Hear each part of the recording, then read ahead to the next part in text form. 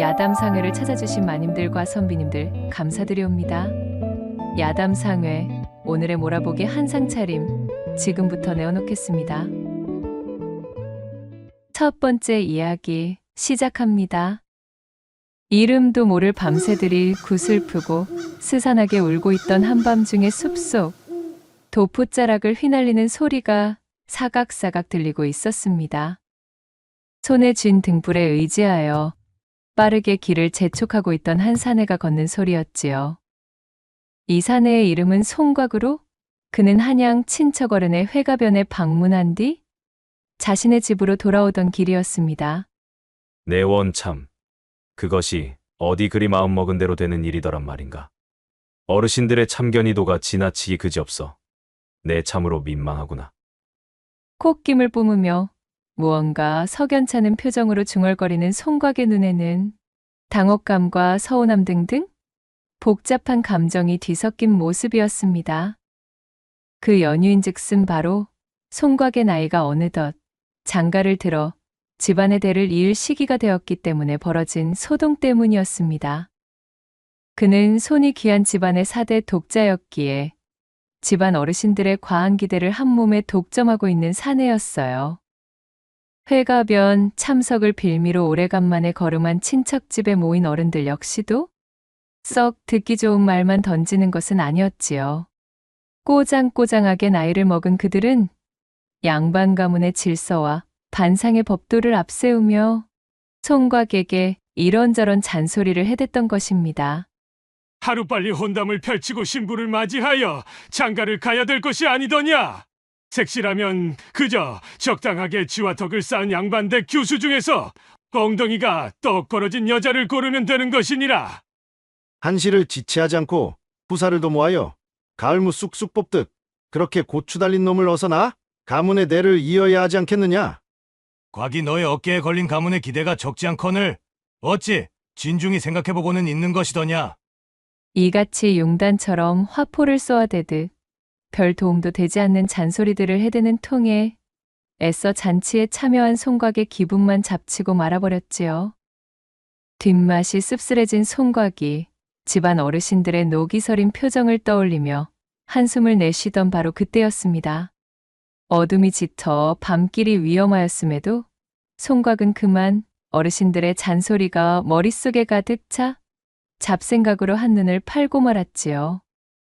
그러다 결국 바로 앞에 펼쳐진 미끄러운 산비탈을 보지 못하여 발을 헛딛고 말았습니다. 으아! 손에 쥐고 있던 등불도 놓친 채 끝이 보이지 않는 비탈 밑으로 대굴대굴 굴러버린 송곽. 그렇게 정신없이 아래로 추락하던 그는 비탈 끝에 박혀있던 나무 둥치에 크게 머리를 부딪히고는 그 자리에서 그대로 기절하고 말았습니다. 송곽이 고통에 절은 신음을 흘리며 눈을 떴습니다. 힘겹게 눈꺼풀을 밀어올린 송곽의 흐릿한 시야에 들어오는 것은 먼지가 켜켜이 쌓여 허름한 오두막의 나무 천장이었어요. 이것이 대체 어찌 된 것인가? 그는 머리 한쪽에 밀려드는 통증을 느끼며 주변을 두리번거렸습니다. 분명 어두운 산길을 걷다 실족하여 비탈을 향해 추락한 것까지는 기억하고 있었지만 그 뒤로는 의식을 잃어 아무것도 떠오르지 않았습니다. 부딪히는 순간의 충격이 매우 컸던 모양인지 그의 시력은 완벽하게 회복되지 않은 상태였지요. 모든 것이 흔들흔들 마치 물속에서 눈을 뜬 모양새로 사물이 흐릿하게 겹쳐 보이고 있었습니다. 전반적인 분위기로 유추해보자니 자신이 누워있는 곳은 이미 버려진 지 한참이나 되어 보이는 낡은 오두막 같아 보였답니다. 송곽은 기억을 더듬어 보려 하였으나 도무지 자신이 어찌 이런 곳에 누워있는지 기억이 나질 않았지요. 손을 들어 자신의 머리를 만져보니 마치 붕대처럼 머리를 감싸고 있는 천이 느껴졌습니다. 옥신거리는 통증이 느껴지는 곳에는 누군가 치료를 한 흔적이 있었어요. 짓이겨 발라놓은 약초의 씁쓸한 냄새가 나고 있었기 때문이었습니다. 현재의 상황으로 보았을 때 필시 누군가가 쓰러진 송곽을 이곳으로 옮긴 후 응급처치를 한 듯한 낌새였습니다. 비탈을 구르며 부딪힌 충격 때문에 정신이 명확하게 돌아오지 않은 송곽이 아픈 머리를 부여지며 사태를 막 파악해보기 시작한 참이었어요. 그때 오두막 바깥에서 풀숲을 헤치는 듯한 인기척이 느껴졌고 이내 오두막의 문이 열리는 소리와 함께 사람의 그림자가 보였습니다. 뉘시오. 송곽이 잔뜩 긴장하여 외치자 문을 열고 안으로 들어오려던 그림자가 멈칫 하고 그 자리에 멈춰 서는 것이 흐릿하게 보였습니다. 그러나 그것도 잠시 그림자는 다시금 오두막 안쪽으로 성큼성큼 몸을 움직여 이윽고는 송곽의 앞까지 다가서는 것이었지요. 눈앞에 흐릿흐릿 보이는 낯선 사람의 형체에 송곽이 어쩔 줄을 몰라 긴장하고 있는데 문득 그의 코에 은은하고도 매혹적인 향기가 느껴지는 것이었습니다. 여인의 화첩 냄새인가? 아니면 박가본. 정확한 것은 파악하기 어려웠으나 분명 그것은 여인들이 사용하는 치장품에서 나는 향기임에는 틀림없었습니다. 깨어나셨군요. 참으로 다행입니다. 한때는 정말이지 어찌되나 하였습니다. 송곽이 유추한 대로 그림자에서는 여인의 목소리가 흘러나왔습니다. 여기가 어디요? 나는 대체 어찌하여 여기까지? 그리고 당신은 또 누구십니까? 당황한 채로 궁금한 것들을 두서없이 뱉는 송곽의 모습을 바라보며 여인이 희미한 미소와 함께 천천히 대답하였습니다. 이곳은 저희 고을에서 산새를 타고 다니는 업을 가진 사냥꾼이나 약초꾼들 혹은 신만이들이 쉬어가기 위해 만들어둔 작은 오두막입니다.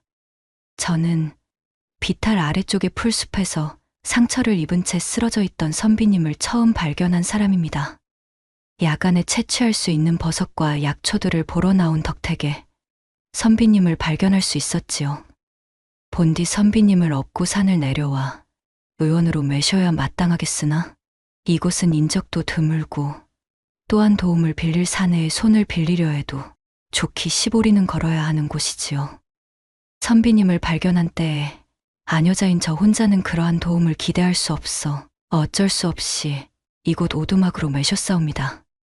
다행히도 상처 자체는 그리 크지 않아 치료를 위해 약초를 발라두었으니 아물기 시작하면 괜찮아지실 것이옵니다. 조곤조곤 모든 상황을 설명해준 여인은 송곽의 손에 주먹밥을 들려주었습니다. 아마도 머리의 통증 때문에 시력이 온전치 않으신 것으로 보입니다. 생전 저희 아비가 의원 노릇을 하던 자였기에 얼추 흉내 정도는 내는 재주를 가지고 있사오니 너무 심려치 않으셔도 되신답니다. 시장하실 텐데 욕이라도 좀 하시옵소서. 그제야 송곽은 잔뜩 긴장하고 있던 어깨에 힘을 풀고 한시름 덜 수가 있었지요. 이거 참으로 고맙소. 그대가 아니었다면 나는 꼼짝없이 밤이슬을 맞고 객사하였거나 아니면 호환을 당해 산군의 먹잇감이 되고 말았을게요. 다시 한번 감사를 드리겠소이다. 내 이 은혜는 반드시 갚고자 함이니 그대의 이름을 알려줄 수 있으시겠소? 송곽의 말에 여인은 희미한 웃음을 띠며 대꾸했지요. 은혜라 할 것도 없사옵니다. 그저 당연히 해야 할 일을 한 것뿐 소녀의 이름 같은 것은 중한 것이 아니지요. 그리고 저 역시도 이곳을 떠나려던 참에 선비님을 발견한 것이므로 굳이 이곳에 다시 오실 필요도 없으십니다. 선비님께서 잠들어 계실 동안 의원에다가는 제가 미리 언지를 해둔 참이오니 얼마 뒤면 의원과 도움을 줄 자들이 이곳에 당도할 것입니다. 선비님께서 무사히 깨어나신 것을 보았으니 저는 이제 그만 돌아가 저희 길을 재촉하도록 하겠습니다. 아니, 이보시오. 그렇다고 이리 통성명도 없이 가버리는 법이 어디에 있소? 거듭된 송곽의 읍소에도 여인은 태도를 굽히지 않았어요. 어딘가 다급해 보이는 여인은 그렇게 인사를 남기고는 몸을 일으켜 세웠습니다. 그녀는 송곽의 만류에도 불구하고 오두막을 벗어났고 송곽은 흐릿한 시야 너머로 보이는 여인의 형체에 손을 뻗으며 그녀를 불러 세우다 갑작스럽게 밀려드는 열감과 통증에 그만 다시 눈을 감고 쓰러져 버렸습니다. 이후 그녀가 말한 대로 헐레벌떡 오두막으로 도착한 의원과 사람들의 소란스러운 소리가 들려왔어요. 그들의 도움을 받아 송곽은 무사히 산을 내려올 수 있었고 인가가 들어찬 고을까지 당도할 수 있었습니다. 그곳의 의원에서 나머지 치료를 받고 완쾌한 이후 집까지 돌아갈 여정길에 오를 수 있을 정도의 체력을 회복하게 되었지요. 시력을 회복한 이후 자신을 구한 여인에 대하여 의원을 통해 물어보았지만 의원 역시도 익명의 누군가가 남긴 서신을 보고 선비를 찾은 것일 뿐 자신에게 오두막의 위치를 알려준 사람이 누구인지는 알 수 없다는 말만 되풀이할 뿐이었습니다. 아무리 보아도 겸양을 위해 제 신분을 노출하지 않으려는 심정이었거나 혹은 자신의 정체 그 자체를 알리지 않고 싶어하는 사람으로 보였습니다. 참으로 특이하고도 기이한 인연이로다. 이토록 커다란 은혜를 얻었음에도 그저 가슴 속에만 묻어둬야 하다니. 그 여인이 남겨놓은 이 향취만이 기억에 깊숙이 자리 잡아 떠나가지를 않는구나. 결국 송곽은 아무런 소득 없이 오두막에서 여인이 흘린 향기에 대한 강렬한 기억만을 남긴 채 자신의 고향으로 돌아올 수밖에 없었습니다. 여인에 대한 단서라고는 그저 자신의 머리에 생겨있던 상처를 치료할 때 붕대로 사용한 손수건 뿐이었습니다. 여인의 것으로 보이는 손수건에는 곱게 나비 모양의 자수가 새겨져 있었지요. 그렇게 송곽에게 잊을 수 없는 사건이 일어났던 이후 속절없이 시간이 흘러갔지요. 늘 품에 그날의 손수건을 지니고 다니며 여인에 대한 것을 가슴에 품고 있던 송곽은 더욱 장성한 사내가 되었습니다. 명실상부 훌륭하게 성장한 송곽은 그야말로 근사한 신랑감으로 나무랄 데가 없는 사내가 되어 있었습니다. 이목구비 반듯하고 허우대도 훤칠했으며 또한 머리가 아주 영특하여 진작에 초시에 합격했지요. 내후년쯤엔 한양으로 걸음하여 과거를 볼 예정으로 앞길이 탄탄대로인 사내였습니다. 송곽의 집안은 증조부가 참판까지 한 뼈대 있는 가문이었지만 대대로 청렴하기 짝이 없어 그 살림살이가 넉넉하지 않은 것이 흠이라면 흠이었지요. 일찍이 과거에 몇 번인가 낙방의 맛을 보았던 송곽 아버지는 다른 곳에 한눈을 팔지 않고 그 길로 열심히 농산일에 뛰어들었습니다. 그렇게 농사를 짓고 땀 흘려 일군 먹거리로 생활을 해온 탓에 송곽네 온 식구들은 양반임에도 청빈한 생활에 익숙해져 있었어요.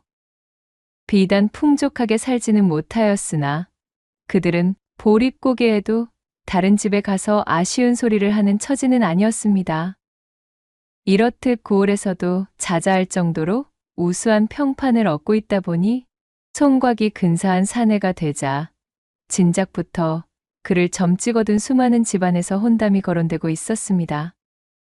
송곽은 아직 혼인이나 여인에 대한 욕심은 없었으나 사대 독자인 마당에 자신의 뜻만 고집할 수는 없는 노릇이었던지라 그저 집안 어른들이 이끄는 대로 얌전히 응하고 있었답니다.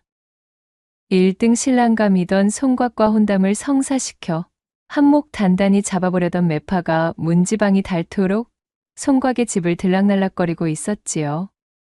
매파가 송곽의 어미와 그 옆에 앉아있던 송곽에게 찰싹 달라붙어 이런 집안 저런 집안의 교수들을 소개하고 있으려는데 어찌된 영문인지 송곽은 매파가 소개해주는 조건 좋은 여러 집안의 여인들에게 일절 관심을 보이는 기미가 없었더랬지요.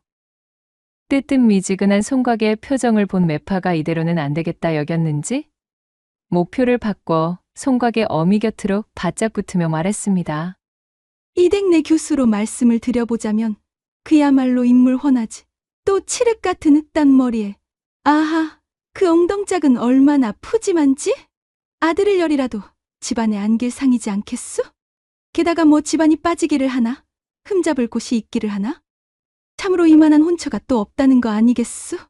자신이 소개하려는 30리 밖에 있는 이 색식감 집안도 제법 뼈대 있는 양반 가문에다가 대대로 은덕을 베풀었기로 고을의 인심을 잃지 않았다고 어찌나 자랑을 해대는지 총각의 어미 귀에 피딱지가 앉을 정도로 열성을 다하던 매파의 호들갑에도 총각의 마음은 좀처럼 움직이지를 않았습니다. 저기, 조금 더 생각을 해보아도 되겠습니까? 아무리 들어도 뭔가 선뜻 내키는 기분이 들지를 않습니다. 아니, 이보시게, 총각. 혼담이 어찌 그 기분만으로 좌지우지되는 가벼운 일이겠소. 그저 혼사라는 것은 집안과 집안끼리 이리 재고 저리 맞추다 보면 일사천리로 흐르기 마련 아니겠소? 그래, 과가. 매파의 말이 맞다. 언제까지 그렇게 혼인 이야기만 나오면 도망치듯이 피하려고만 드는 게냐. 때를 놓치기 전에 얼른 결정을 보아야 되지 않겠느냐. 총각의 말에 매파와 총각의 어미가 그를 만류했습니다. 집안과 어른들의 말을 거스를 수 없었던 총각의 입에서는 탄식만이 나오고 있었지요. 그렇게 옥신각신을 하던 매파가 돌아간 이후 한참의 시간이 지난 저녁 때 총각은 품 안에 손을 집어넣어 무언가를 꺼내 들었습니다.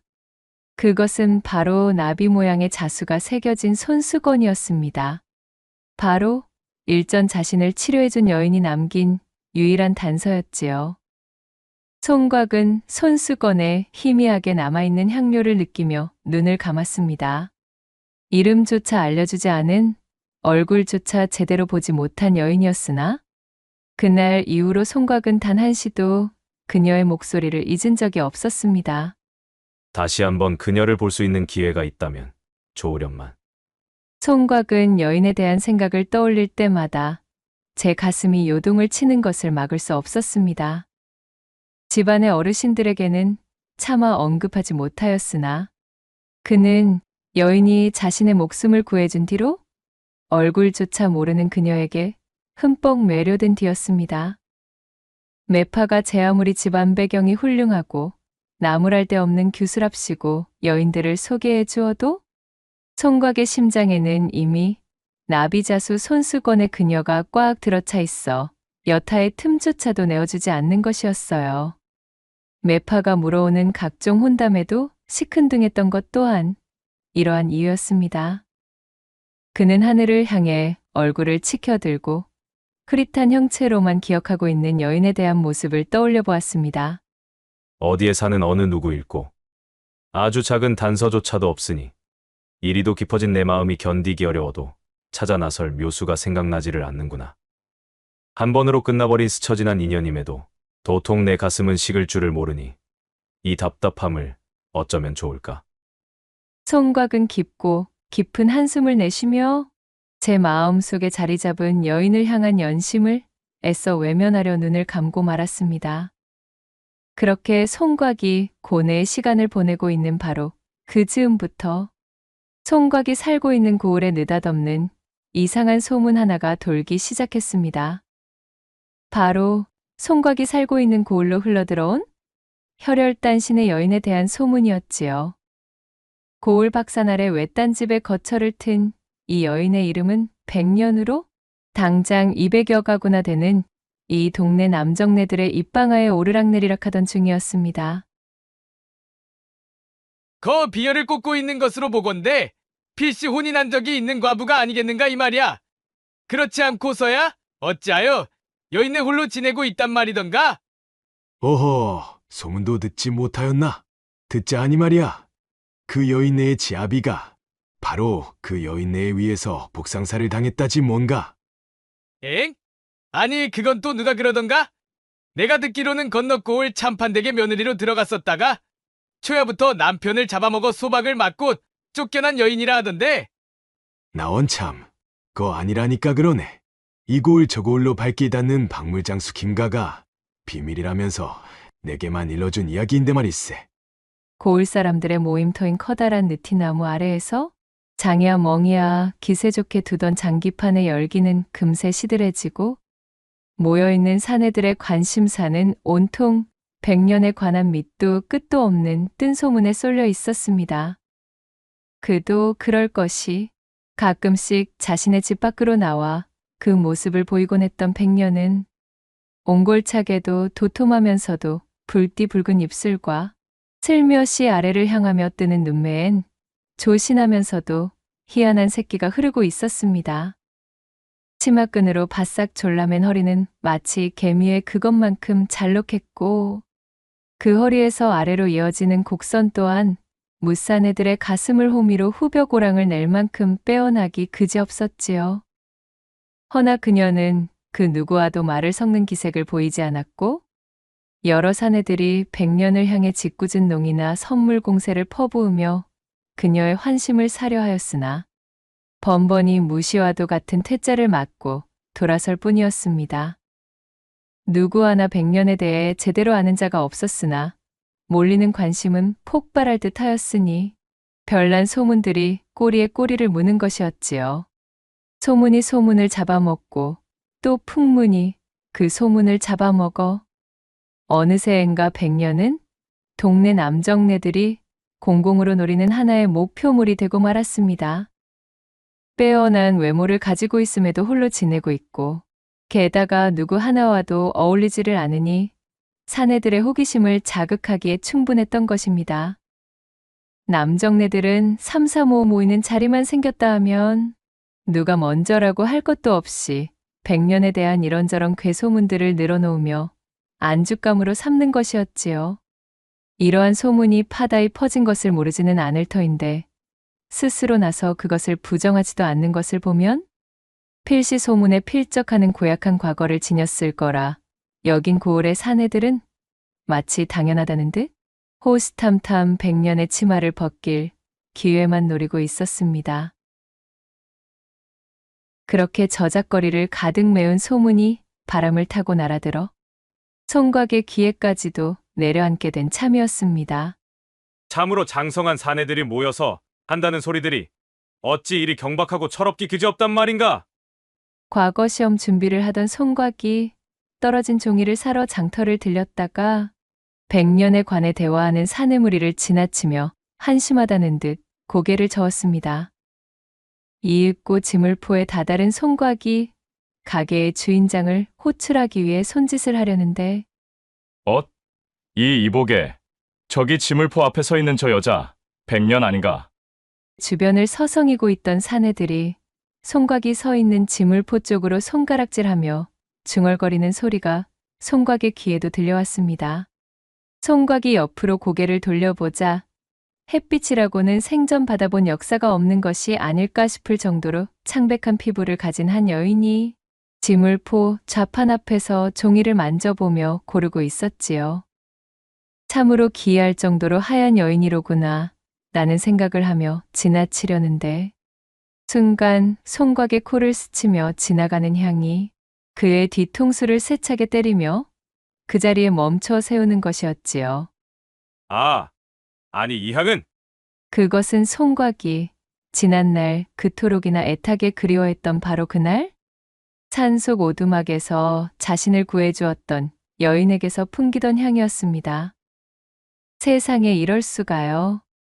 바로 그녀가 고을 사내들이 그토록 구설에 올리고 있던 여인 백년이었던 것이지요.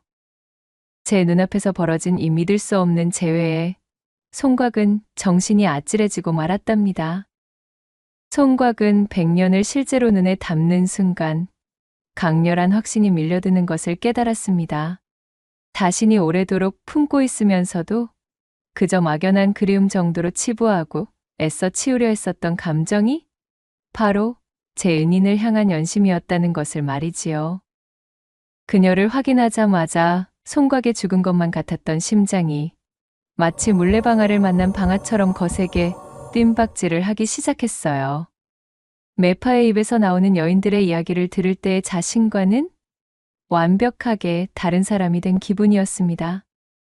송각은 자신도 모르게 본래 자신의 성격과는 정반대의 행동을 하고 말았습니다. 저기 이보시오. 실례하오나 뭐 좀 물어보겠소이다. 오겨 일전 어느 산속 오두막에서 머리에 부상을 입은 사내 하나를 구해 치료해 준 적이 있지 않으시오? 이 손수건의 주인 되는 사람이 아니시냔 말이오. 느닷없이 손수건을 내밀며 묻는 송각에 접근해 백년이 잔뜩 겁을 집어먹은 얼굴로 그를 바라보았습니다. 얼마 후 그녀는 멈칫 하고는 고개를 갸웃대더니 이내 뭔가 기억이 났다는 듯 두 눈을 동그랗게 뜨며 꾸벅 인사를 하는 것이었지요. 송각을 기억하고 있는 눈치였습니다. 차, 참으로 이런 우연이 또 있습니까 그래? 내 이곳에서 그대를 다시 만나게 될 줄이야. 생명의 은인이자 남모르게 흠모하고 있던 여인을 다시 만나게 된 것이 뜰 듯이 기뻤던 송각이 활짝 웃음을 지었으나 이내 그녀의 정갈하게 모아묶은 뒷머리에 꽂혀있는 비녀를 발견하고는 가슴이 철렁 내려앉고 말았습니다. 혼인을 하신 몸이셨소이까? 송각이 잔뜩 허탈한 목소리로 물었지만 이상하게도 백년은 아까부터 희미한 미소만 지을 뿐 송각의 말에 단 한 번도 육성으로 대답하지 않고 있었습니다. 이를 의아하게 여긴 송각이 다시금 그녀에게 말을 건네려는 찰나 주변에서 백년과 송각을 바라보며 웅성거리는 사내들의 눈총이 거세지고 있었지요. 그때였습니다. 이를 의식한 백년이 마치 벼락을 맞은 사람 마냥 화들짝 놀라더니 송각에게 꾸벅 인사를 하고는 도망치듯 지물포에서 빠져나가기 시작했습니다. 한동안 멍하니 그녀의 뒷모습만 바라보던 송각은 이내 큰 결심을 한 듯 입술을 깨물고는 불이 나게 그녀의 뒤를 쫓아갔지요. 어떻게 다시 만난 인연이고 그토록 재회만을 염원하던 사람인데 이렇게 허무하게 놓칠 수는 없었습니다. 그렇게 열심히 백년의 뒤를 쫓아 그녀의 집까지 당도한 송각은 아쉬운 마음으로 그녀를 붙잡아 세우게 되었습니다. 난처한 표정이 되어 어쩔 줄 몰라 하는 백년에게 자신을 구해준 그날 이후로 단 한시도 그녀를 잊은 적이 없음을 고하고는 그녀가 남겼던 손수건의 나비자수를 보이며 말을 이었습니다.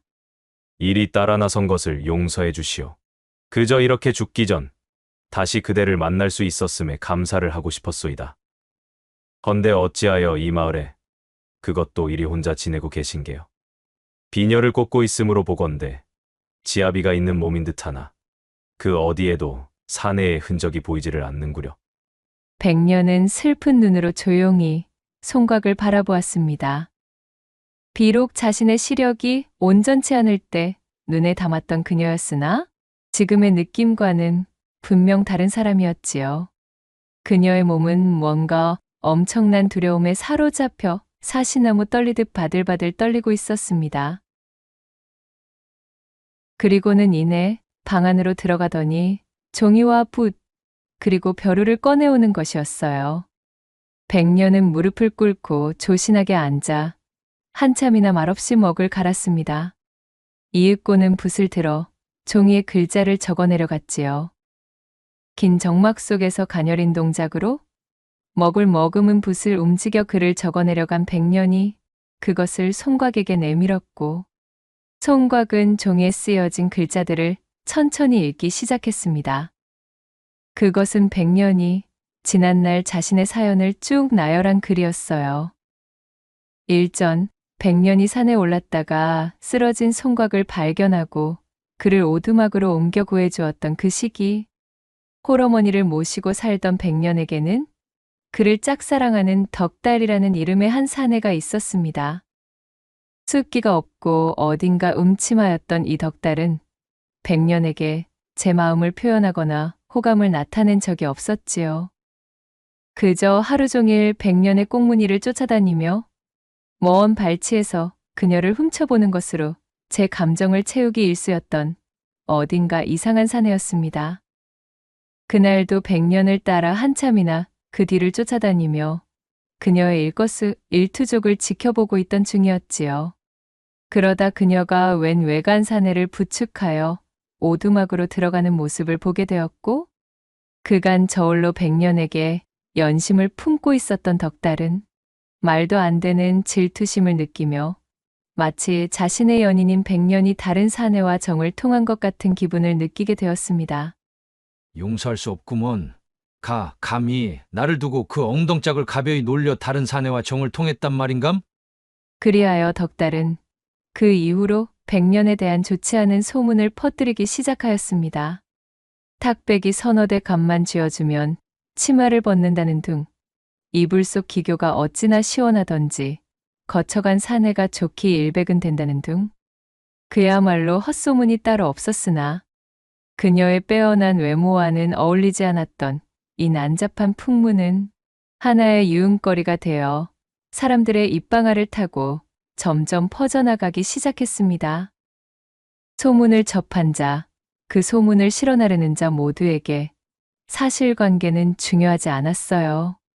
사람들은 그저 고을 내 최고의 미인이었던 이 백년에 대한 추잡한 이야기들이 자신들의 호기심과 재미를 충족시켜주는 것에만 집중할 뿐이었습니다. 처음에는 백년을 모르는 사람들 위주로 퍼지던 소문은 이윽고는 백년과 가까웠던 지인들마저도 헛소문에 좌우되어 그녀를 의심하고 멀리하기 시작했지요. 덕달에게서 시작된 뜬 소문은 그 덩치를 더욱 키워나갔습니다. 고을 사내들은 마치 그간 쳐다도 보지 못하던 백년이라는 여인에 대해 경쟁이라도 하듯 사실은 자신과도 하룻밤을 보낸 가벼운 여자였다 라는 기조의 거짓말을 하며 으스대기 시작했습니다. 어둠을 잘라먹고 커진 악이 가득한 소문의 종국에는 백년은 재수가 옴붙은 여인이라 그녀와 밤새도록 합판을 하고 나면 다리가 부러져 부목을 대고 드러눕게 된다는 둥, 백년과 정을 통했다가 외양간에 원인 모를 불이나 외양간을 말끔히 태우고 소는 몽땅 도망가게 되었다는 둥, 입에서 입으로 전해진 괴소문이 온 동네에 파다하게 퍼졌지요.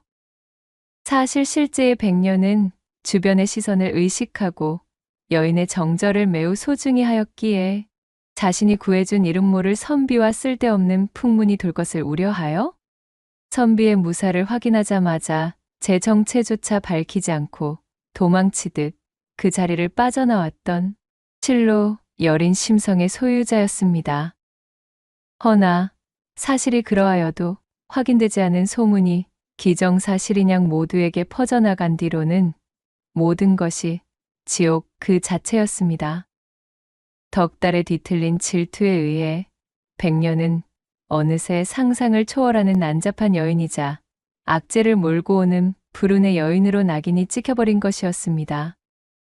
결국 이 소문이 퍼질 대로 퍼져 온 동네 남정네들이 파리떼처럼 몰려들어 백년을 노리게 되었고, 게다가 그녀는 제 고을에서 당연히 그러한 대접을 하여도 되는 존재인 양 모두가 묵인하고 용인하고 눈을 감아버리는 것이었어요.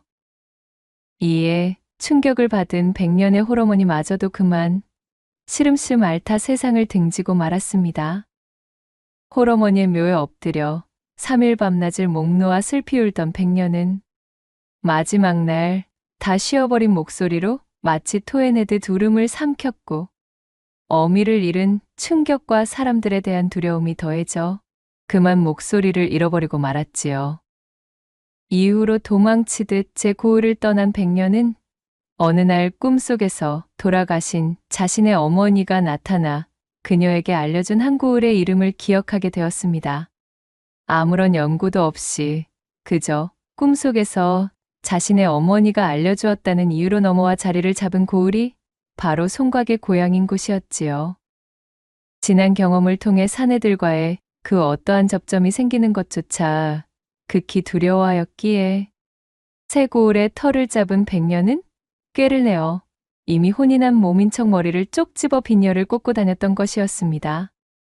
그런 지옥을 겨우 헤쳐나왔음에도 불구하고 이 고을에 들어서자마자 또다시 뜬 소문, 헛소문에 시달리게 된 것이지요.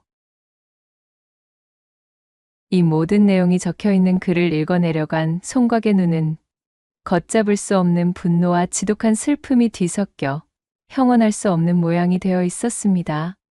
실로 어찌 이러한 일이 있을 수가 있단 말인가? 그야말로 인두겁을 뒤집어 쓴 짐승놈들이 아니던가? 이런 무지막지한 고초를 당하고 고향을 등겨 떠나온 여인을 새로 잡은 터전의 사내들이 또다시 괴이한 소문으로 다시금 괴롭히고 있었다니. 송곽은 자신의 혼사를 더 지체할 필요가 없음을 알아차렸습니다.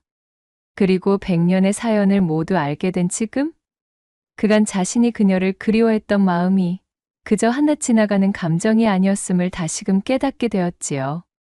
그는 지난날 자신의 은인인 100년을 다시 만날 날을 학수고대하고 있었고, 드넓은 조선의 땅덩어리에서 이렇듯 다시 만나게 된 인연은 절대 무시할 수가 없는 데다가 자신의 목숨을 구해준 여인이 이러한 고초를 당하게 둘 수는 없다며 100년을 설득했습니다.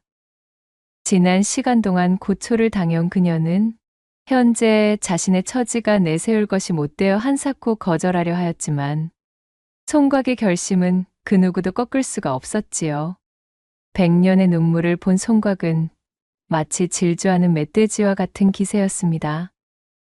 혼사를 일사천리로 진행하는 것과 함께 일부러 온 마을 곳곳에 100년을 자신의 신부감이라 공표하고 다녔지요. 그리하여 100년이 송곽 집안의 며느리가 될 것이라는 소문이 퍼진 이후 100년을 향한 짓궂은 농담과 악소문을 입에 담는 자는 자취를 감추게 되었습니다. 그렇게 시간은 흘렀고 그 이듬해인 꽃 피고 새우는 춘삼월에 송곽네 집 조촐한 마당에서는 한창 혼례가 치러지고 있었습니다. 자라면서 단 한 번도 속을 끓인 적 없던 아들이 생애 처음으로 강경히 제 신부감은 100년이 아니면 안 되겠다며 강행돌파를 한 것입니다. 자신의 목숨까지도 담보로 하며 100년을 고집한 송곽의 결의를 받아들여 주었으나 신랑 측 어른들의 얼굴에는 한결같이 수심이 가득했지요. 100년에 대한 소문이 진실이 아니었음에도 찜찜한 풍문으로 둘러싸인 말 못하는 여인을 며느리로 들이는 것이 못마땅했기 때문이었습니다. 그러거나 말았거나 혼례는 흐르듯 끝이 났고 첫날 밤이 왔습니다. 가물거리는 촛불 아래 근사한 원앙금침이 펼쳐졌고 그 윗목엔 밤중의 배라도 고풀세라 주안상이 차려져 있었답니다. 모란 꽃에 나비가 너울거리는 8폭의 병풍이 신방의 문을 가로막았지요. 새 신랑인 송곽과 새 신부인 100년은 촛불을 사이에 두고 부끄러운 듯 마주 앉았습니다. 송곽은 고개를 푹 숙인 100년의 족두리를 젖히고 얼굴을 자세히 들여다보았어요.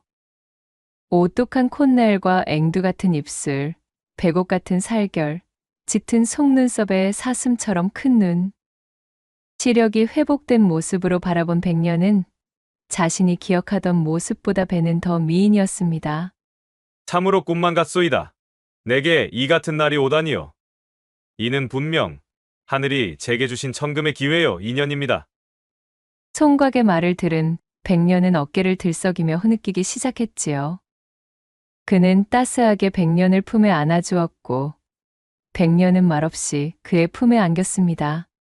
이윽고 신방의 촛불이 꺼졌고 그렇게 두 사람은 우여곡절과 다사다난한 소동들을 거쳐 진정한 부부가 되는 의식을 치르며 사랑을 나누었습니다. 이날 이후 송곽은 과거 급제만을 목표하며 살았습니다. 100년은 그녀를 못마땅히 여기는 시집의 따가운 눈총을 받으면서도 인상 한번 찡그리는 법 없이 살림을 돌보며 송곽을 지극히 내조하였습니다. 그녀의 손은 야무지기로 명성이 자자하여 길쌈이든 김맥이든 배짝이든 100년의 손에 한번 넘어가면 그 결과물이 틀림이 없었기에 고을 사람들 모두가 그녀의 솜씨를 높이사 일감이 끊이지를 않았습니다. 두 사람이 혼례를 올린 그 이듬해에 100년은 드디어 떡두꺼비 같은 아들을 낳았습니다. 손귀한 송곽네 집안에서는 그야말로 경사가 났습니다.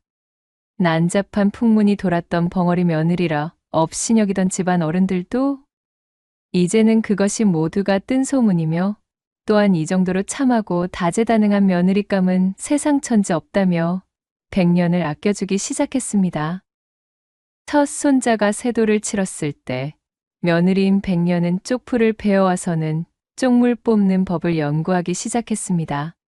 비단에 쪽염색을 해서 아들의 옷을 만들어 입혔지요.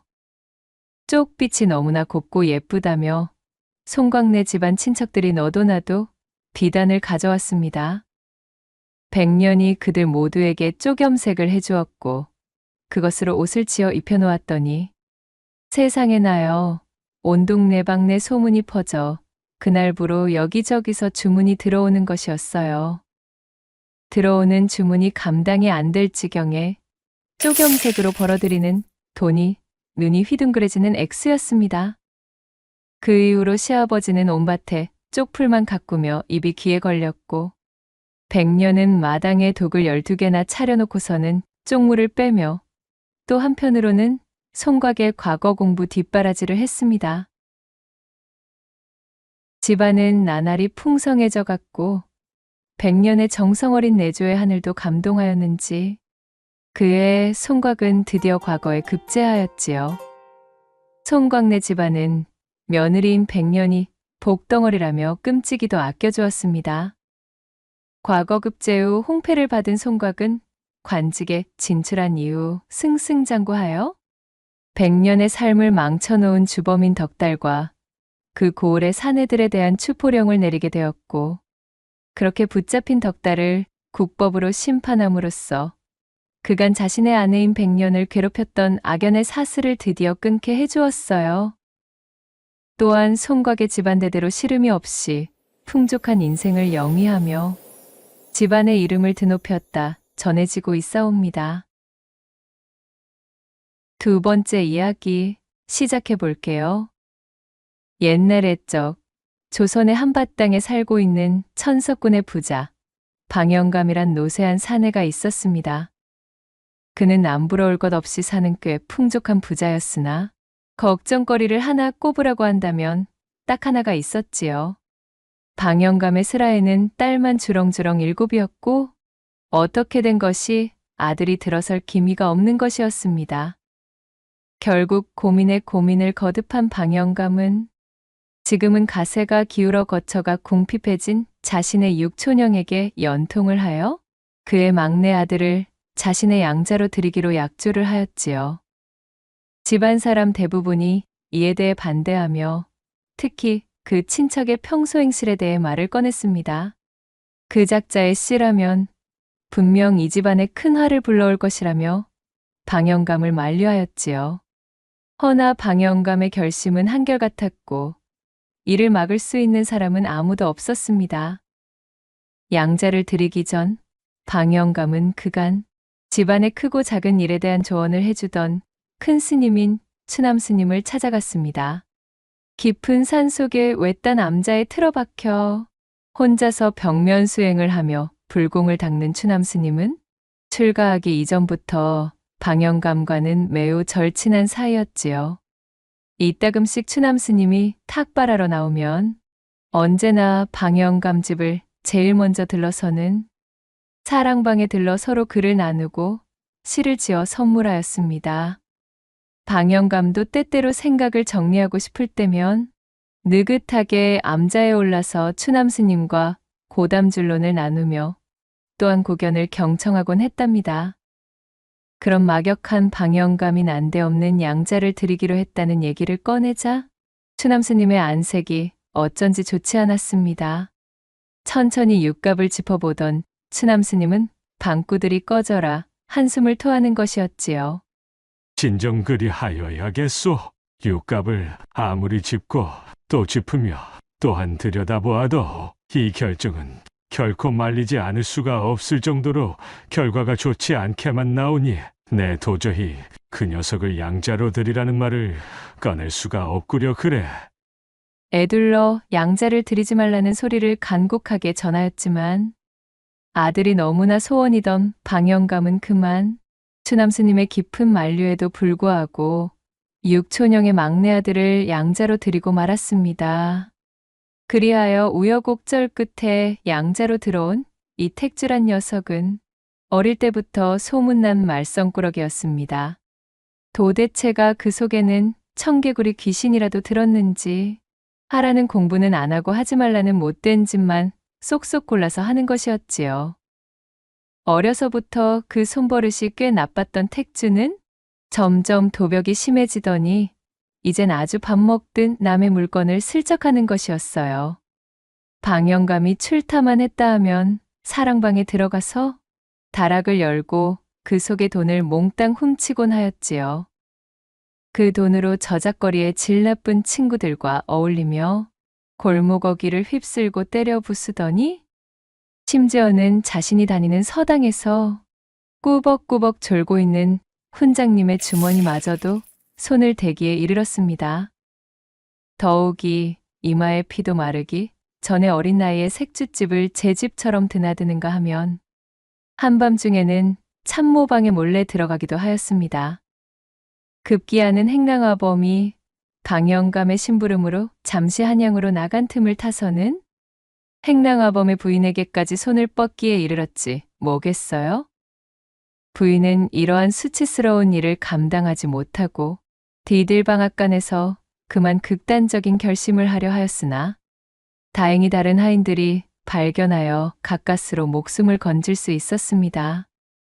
그 이후로도 행랑아범의 부인은 정신적인 충격으로 며칠 동안이나 자리에 누워 있었고 방영감의 집안 하인들은 안타까운 시선으로 행랑아범 내외를 바라보았지요. 일이 점점 커지는 걸 느끼자 택주는 사랑방 다락에 숨겨진 금부치를 훔쳐서는 집에서 달아났습니다. 화가 머리끝까지 치밀어 오른 행랑아범은 날카로운 낫을 들고 곧바로 택주를 추격하였고 고을이 삽시간에 소란스러워졌지요. 고을 사람들은 혹여 택주를 해쳐 행랑아범이 경을 칠까 염려하여 그의 뒤를 따라다니며 말리기 시작했습니다. 또 사람들의 일부는 방영감에게 달려가 이 사태를 중재해달라며 탄원을 하기에 이르렀지요. 이러한 상황을 수습하기 위해 방영감은 문전옥답 5맞이기를 행랑아범에게 떼어주는 대가로 이 사건을 겨우 무마시킬 수가 있었습니다. 평소 자신의 관연한 딸들이 훈기를 맞게 되어 그들을 시집 보낼 때 남들처럼 조촐한 혼수만을 마련해주고 출가외인이라며 논 한마지기조차 아까워했던 방영감이었기에 친아들도 아닌 양자인 택주의 뒤치다거리를 위해 이토록 많은 재산을 내어주는 모습은 여러 사람들의 입방아에 오르내리기에 충분했습니다. 방탕하고 무책임한 성격의 택주는 이렇듯 방영감이 간신히 수습해줘 겨우 목숨을 구했음에도 불구하고 그깟 일로 자신을 타박했다는 이유만으로 잔뜩 토라져서는 평양으로 건너가 장사나 배우겠다며 가출하여 자리를 틀더니 얼마 지나지 않아 그곳의 간판기녀 향매라는 여인에게 빠져들었지 뭐겠어요. 집에서 훔쳐나간 돈을 흥청망청 함부로 써댔던 택주는 어느새 빈털터리가 되어 빚에 쫓기는 신세가 되었지요. 세상 물정도 모른 채 망나니처럼 구는 것을 호락호락 받아주는 것은 방영감 뿐이었습니다. 험난한 바깥 세상은 결코 그렇지가 않았어요. 결국 빚쟁이들에게 붙잡힌 택주는 그야말로 흠씬 두들겨 맞으며 곤욕을 치르게 되었고 건너 이 소식을 들은 방영감은 양자로 들인 택주를 향한 애정과 책임감 그리고 가문의 체면을 지키고 싶은 마음이 한데 뒤섞여 어쩔 수 없이 집사에게 묵직한 전대를 채워 평양으로 보냈습니다. 택주를 데려오기 위해 막대한 비용을 들여야 했지만 어쩐 일인지 방영감은 쉽게 택주를 포기할 기미가 없었습니다. 그 애타는 마음을 일할이라도 헤아렸으면 좋았겠지만 산전수전을 거쳐 겨우 집으로 데려다 놓는들 택주는 또다시 집을 나가 사고를 치고 다니기 부지기수였고 방영감은 매번 사람을 풀고 돈을 쏟아부어 택주를 찾아다녔습니다.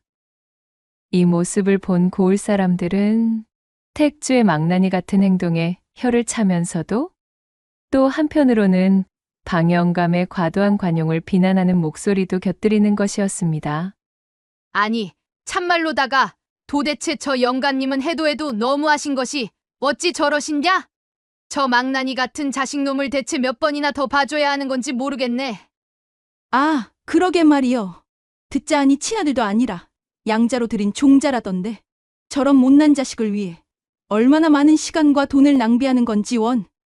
그렇게 날이 가도 버릇을 고치지 못하던 택주는 어느덧 나이가 차 장성하여 더욱 망나니스러운 행보를 이어가게 되었으니 결국 커다란 사고를 치는 바람으로 방영감을 쓰러지게 만들기에 이르렀어요. 그것은 바로 이러한 일이었습니다. 석양빛에 붉게 물든 염탄강 나루터에 막배가 닿는 소리가 들려왔습니다. 승객 몇몇이 배에서 내리며 저마다 갈 길을 향해 발걸음을 재촉했지요. 강물에 비친 노을이 물결을 따라 어지럽게 흔들리고 저 멀리 펼쳐진 갈대밭에서는 바람 소리가 서늘하게 들려오는 시간이었습니다. 그 중에서도 눈에 띄는 건 갓을 깊게 눌러쓴 훤칠한 청년이었지요.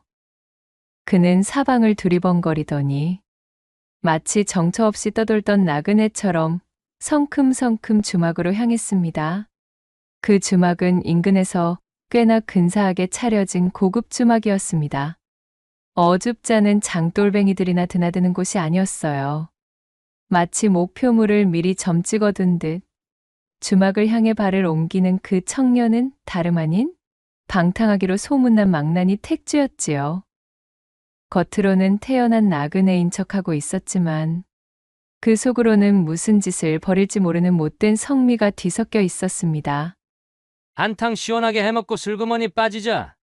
애비랍시고 잔소리만 해대는 노친네 얼굴 보는 것도 지긋지긋하니 이참에 한탕에서 미천을 잡은 다음 이곳을 뜨는 게야.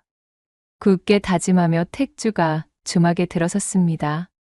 치마끈을 바짝 끌어올려 매끈한 허벅지를 드러낸 젊은 주모가 살인문을 들어오는 택주를 보고는 방긋 웃으며 맞이하는 것이었지요. 젊은 주모는 택주에게 익숙한 듯 친근하게 다가갔지만 달고 다른 주모의 눈빛에는 어딘가 탐욕스러운 기색이 엿보였습니다. 택주는 주모의 요염한 눈웃음에도 아랑곳하지 않고 객체의 가장 끝 외진 곳에 위치한 독방으로 안내해달라고 부탁했어요. 어머머? 아니, 잘생긴 선비님께서 어찌 저리 끝쪽에 우중충한 방을 달라오실까요? 뭐 나야 아무 방이나 값만 치러준다면야 상관없긴 하지만서도. 꺼내 그럴 만한 일이 있으니 가타부타 말고 뜻방이나 내어주시구랴. 그리고 국밥이랑 막걸리도 곁들여 내어오시고. 퉁명스러운 택주의 말에 주모는 입술을 삐죽이며 제일 구석진 방을 안내해 주었고 곧 택주의 주문대로 국밥과 막걸리를 집어넣었습니다. 삐죽대며 곁눈질로 택주의 여기저기를 힐끗거리는 주모를 물리고 고즈넉한 독방에 혼자 남게 된 택주는 뜨끈한 국밥과 막걸리 한 사발을 비우고는 주모를 불렀습니다. 그리고는 단정하게 쌓인 비단 보자기를 풀어 그 속에 들어있던 상자를 꺼내 보였지요. 상자를 연 순간 황금빛 자수로 화려하게 수놓아진 비단 보자기가 주모의 눈에 들어왔습니다. 그야말로 귀중품을 감싸고 있는 포장재라는 것을 알 수 있었어요. 어머나, 아니 손님, 이것이 무엇이요? 주모가 눈이 휘둥그레지며 묻자 택주가 대답했습니다. 주모, 잘 들으시오. 나는 닷새나 엿새쯤 여기 묵을 참이오. 헌데 내가 사정이 있어 바깥으로 용물을 보러 다녀야 하니 방에 이것을 놔두고 다니기가 적잖이 걱정이다 이 말이오. 이것은 참으로 귀한 물건이니 주모가 맡아서 잘 보관해 주시고 내게 보관증을 써주시면 좋겠소. 내 그에 대한 품은 섭섭치 않게 챙겨드리리다. 돈벌이 요행이 생기자 주모는 슬그머니 신이 났어요. 안방에다 대고 누군가를 부르며 지필묵을 가져오라 소리쳤고 이윽고 주모의 기둥서방이 지필묵을 들고 왔습니다. 택주에게 보관증을 써주던 주모가 말했어요. 헌데 이것이 무엇인가며? 무언지를 알아야 보관증에 이름이라도 적어놓지요. 그 말을 기다리기라도 했다는 듯 택주가 비단 보자기를 풀었습니다. 그러자 조그만 오동나무 상자가 나오고 그 상자를 열고 한 겹 두 겹, 자그마치 7겹이나 쌓여있는 한지까지 벗겨내자 상감 기법을 써서 오낙문을 새긴 고려의 전형적인 은은한 청자 매병이 나오는 것이지 뭐겠어요? 한눈에 보아도 심상치 않은 물건임을 직감한 주모가 떨리는 목소리로 물었습니다. 손님, 이거 대체 얼마나 합니까요? 오라? 한눈에 비싼 놈을 알아보니 주모의 눈썰미도 꽤나 봐줄만 하구려. 이것은 문전옥답 쉰 맞이기로는 어림도 없는 귀한 물건이오. 그러니 주모가 잘 보관해 주시오. 내일을 마치면 보관비로 20냥은 더 얹어드리겠소. 그리하여 주모와 기둥서방은 떨리는 손으로 보관증을 써주었고 오동나무 상자에 잘 집어넣은 고려청자를 조심스레 안방으로 들고 돌아왔습니다. 그러곤 다락문을 열고 오동나무 상자를 깊숙이 넣어두었지요. 바깥으로는 자물통을 잠근 후 열쇠는 주모의 고쟁이 끈에다 단단히 묶었습니다. 모든 일을 마친 젊은 주모가 퍼질러 앉고는 방구들이 꺼져라 한숨을 토하며 중얼거렸어요. 생각해보니 이런 화딱지나는 일이 다 있나 그래. 내 허구한 날 꼭두 새벽부터 밤이 늦도록 이 지겨운 손님들 시중을 들으며 오지게 일해도 이리도 꾀죄죄하게 살며 한 푼 두 푼을 아쉬워하는 판국인데 대관절 저 선비는 전생에 무슨 복을 타고 나서는 쉰맞이기 문전옥답이나 되는 귀중한 물건을 저리도 대수롭지 않게 들고 다니는 것이여. 한숨 섞인 주모의 푸념을 가만히 듣고 있던 기둥서방이 뻑뻑 피워대던 곰방대를 털며 해결책이랍시고 한마디를 꺼냈습니다. 그깟 일로 뭘 그리 고민을 하고 앉았누? 그냥 그 선비놈의 고려청자를 빼앗아 버리면 되는 일 아니여? 어이구, 이 화상아, 대체 어떻게? 이미 보관증까지 써준 거 모르는감? 이래서 임자가 여즉 주모질이나 하면서 손님들 호주머니 푼돈이나 훔치고 있는 거요. 아, 그 선비방에 들어가서는 보관증을 훔쳐버리면 끝나는 일 아니여. 아까 슬그머니 보니 바지 안주머니에 대충 집어넣더구먼. 임자가 그 방에 들어가서 그것만 해주면 나머지 뒷일은 내가 깔끔하니 처리할 것이니께. 기둥서방의 말에 눈이 반짝이던 주모가 깔깔 웃으며 품에서 엽전 한 움큼을 쥐어 던져주었습니다. 기둥서방은 엽전을 쥐고는 바로 투전판으로 향하면서 내일 아침에나 돌아올 것이니까 그 틈에 선비를 요리해버리라고. 라고 말했지요. 주모는 그 길로 부엌으로 건너가서는 꼼꼼하게 목간을 한 뒤 명경을 펴놓고 얼굴에 분을 펴바르기 시작했습니다. 그리고 머리엔 동백기름을 곱게 바른 뒤 장롱 속에 고이 보관하고 있던 어여쁜 노랑 치마를 꺼내 입었지요. 그녀는 희죽 웃으며 명경을 집어넣고 일어났습니다. 자신의 객방 문을 조심스레 똑똑 두드리는 소리에 택주가 잠에서 깼습니다. 그가 문을 열자 웬 아리따운 여인이 개다리 소반에 술상을 차려들고 서 있는 것이었지요. 호롱불 아래 드러난 젊은 주모의 얼굴은 아까 전 주막을 들어올 때에 비해 더없이 빛나고 어여뻤습니다. 자세히 보지 않았다면 주모라는 것도 몰라볼 정도였어요. 주모는 호호 웃으며 새끼띤 눈웃음을 흘리고는 들어왔습니다. 그녀는 택주에게 술잔을 건네며 말했어요. 자, 손님. 주막에 발을 들이실 때부터 이 몸은 우리 선비 손님의 이 떡 벌어진 품새에 그만 홀딱 반해버렸다지 무엇입니까? 그러니 오늘은 이 주모의 특별한 손님 맞이에 몸을 맡겨보시어요. 이것은 우리 주막에서 겨우내 잘 익힌 오미자주입니다. 어디 한 잔 드시고 저에게도 한 잔 넘겨주셔요. 택주는 주모의 매혹적인 눈빛에 홀린 듯 술잔을 입에 대면서도 의아한 표정을 지으며 물었습니다. 아니 그러한데 아까 전에 그 주모 서방은 어디에 계신 거요? 그러자 주모가 능글맞게 웃으며 대답했지요. 예? 어이구, 서방이라니요? 그저 먼 친척 오라버니뻘 되는 양반입니다요. 저작거리 투전판에 기어들어갔으니 아마도 내일 해가 중천에 올라야 돌아올 예정이지요. 달콤하면서도 쌉쌀한 오미자주의 향이 입안 가득 퍼졌습니다. 주모의 말을 듣고 고개를 끄덕인 택주가 주거니 받거니 하며 주모와 술잔을 나누었고 수리동이 날수록 두 사람 사이의 거리는 점점 가까워졌지요. 그렇게 은근슬쩍 한 뼘 두 뼘 다가온 주모가 작심한 듯 택주의 곁에 바짝 달라붙었습니다. 주모가 자신의 빈잔을 상에 턱 올려놓고는 버선발로 술상을 슬슬 곁으로 밀어치우는 것이었지요. 이 무슨... 그냥 이대로 가만히 계셔보아요. 주모는 그리 말하고는 호롱불을 훅 불어 껐습니다. 한창 힘이 좋았던 택주와 농익은 젊은 주모는 그렇게 불덩어리가 되었고 서로를 끌어안으며 일을 치르고 말았습니다. 택주의 마음은 이미 주모에게 빼앗긴 듯 했습니다. 그는 주모의 유혹에 저항할 생각조차 하지 않았어요.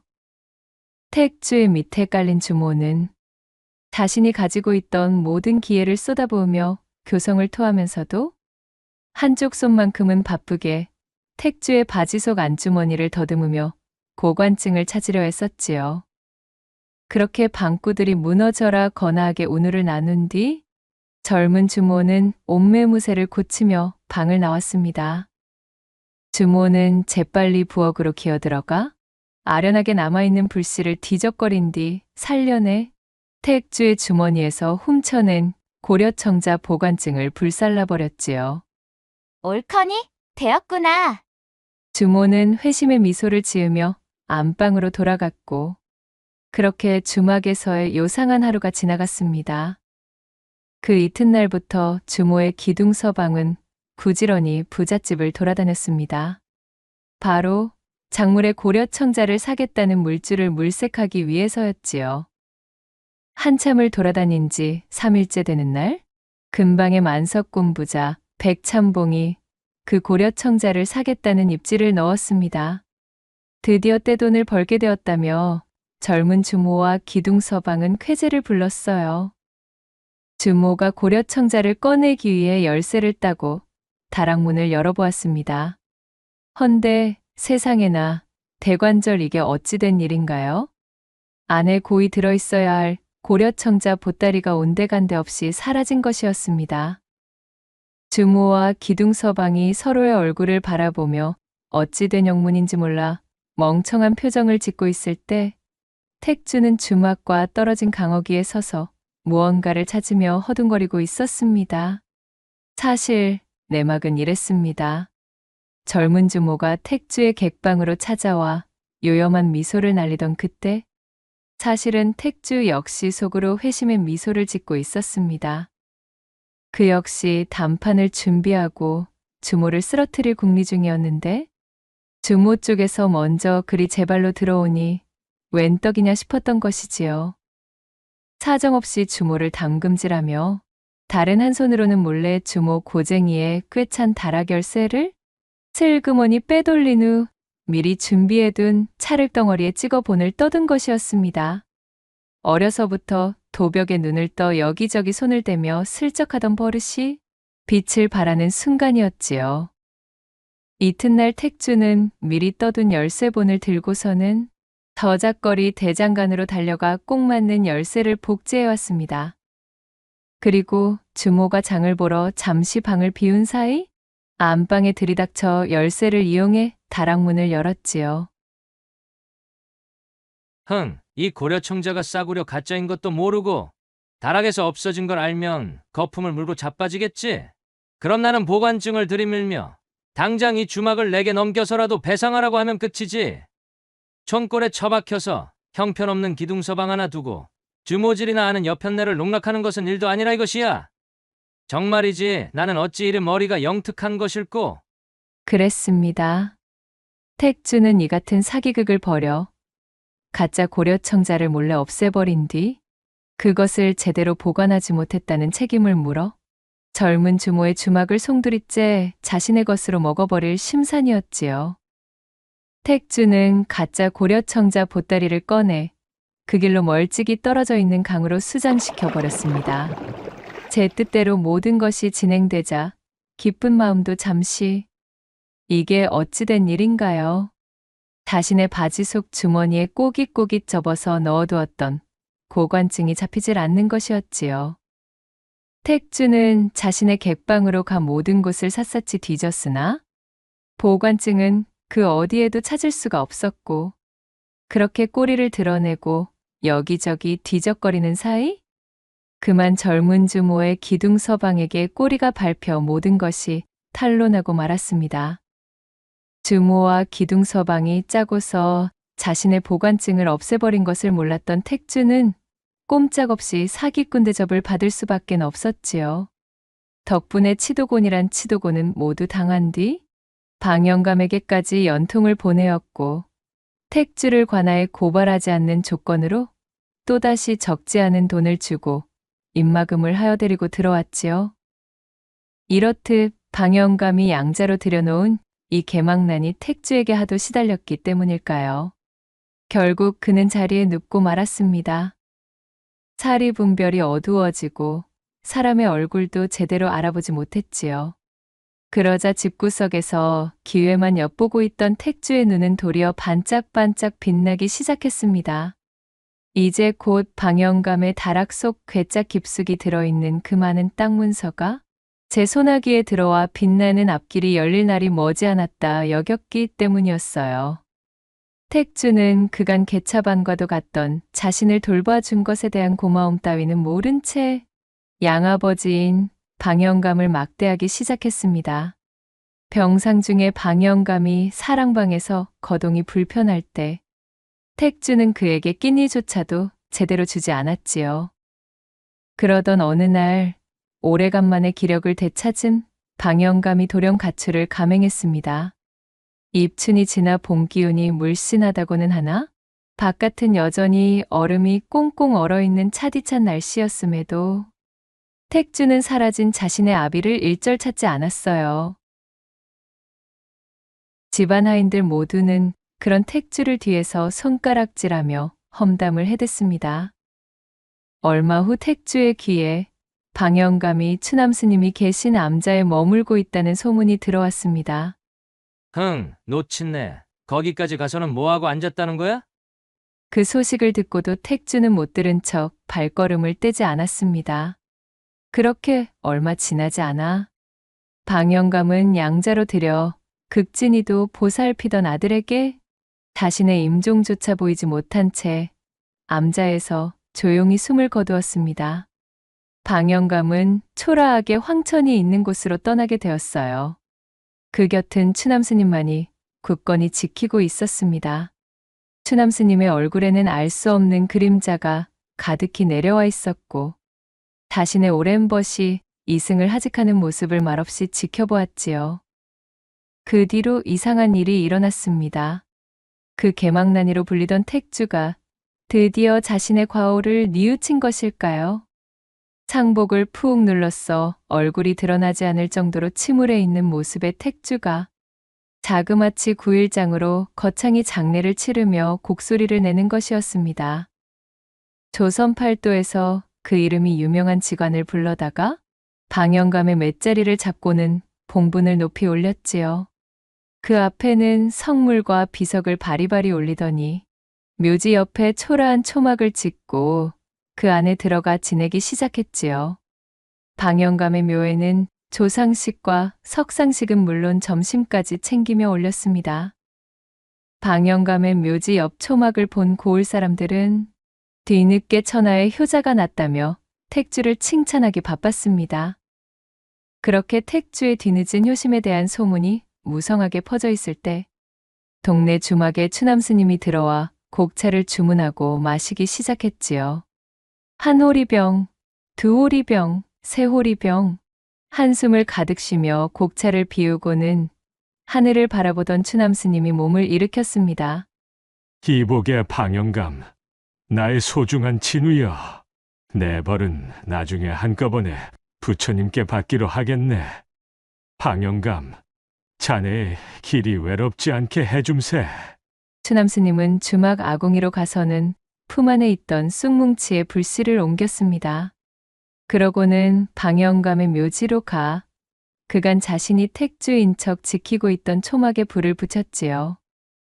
그간 상복을 뒤집어 쓰고 방영감의 각종 호화로운 장례 절차를 성대히 소화한 것은 택주가 아닌 추남스님이었습니다. 고을 사람들 모두가 정신을 차린 택주가 뒤늦게나마 자신의 아비에게 정성을 다하고 있다 여기게 만들 속셈이었습니다.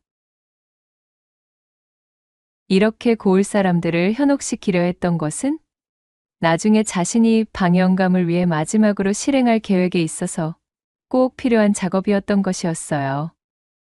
그때까지도 정신을 차리지 못하고 양아버지의 장례 따위는 안중에도 없던 택주는 석상식을 들고 온 참모를 덮치고는 뉘어놓고 봉분 뒤쪽에서 숨을 헐떡이며 몹쓸 짓이나 하고 있었습니다.